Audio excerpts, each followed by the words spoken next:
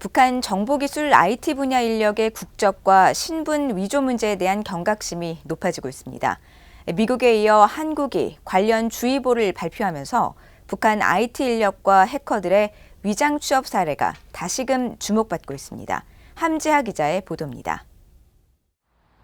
2년 전 북한의 가상화폐 거래소 해킹 탈취 자금의 몰수 소송을 제기한 미국 검찰은 소장에서 북한 해커들이 한국인의 신원을 도용한 구체적 사례를 제시했습니다.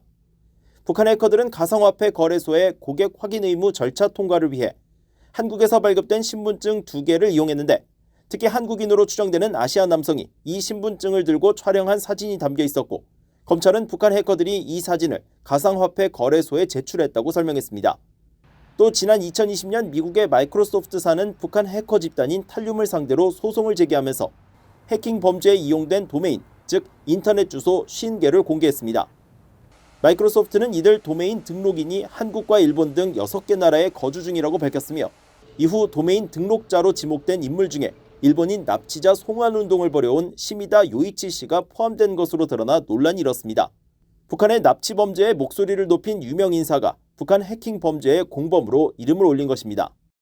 또 당시 탈륨의 도메인 등록인에 이름을 올린 인물 중에는 한국 서울과 경상북도에 주소지를 둔 현모 씨와 송모 씨, 미국에 거주하며 한국식 성을 사용하는 조모 씨도 포함됐습니다.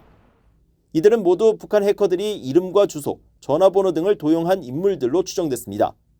또 미국 샌프란시스코의 한 암호화폐 기업은 지난해 여름 고용한 IT 개발자가 북한 공작원이며 수만 달러에 달하는 월급을 북한에 송금한 사실을 올해 2월에야 뒤늦게 확인한 것으로 전해져 북한 공작원의 구체적인 취업 방식은 알려지지 않았지만 이 역시 타인의 신분을 도용했을 가능성이 높다는 지적이 나왔었습니다.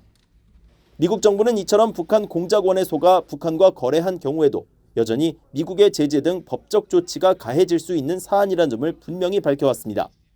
앞서 국무부와 재무부 연방수사국 FBI는 지난 5월 발표한 합동주의보에서 북한 IT 노동자들과 이들의 행위, 그리고 이와 연계된 금융거래에 관여하거나 이를 지원하는 개인과 기관은 미국과 유엔의 제재 지정을 포함해 명예실추와 잠재적인 법적 조치의 위험성에 처하게 된다고 밝혔습니다.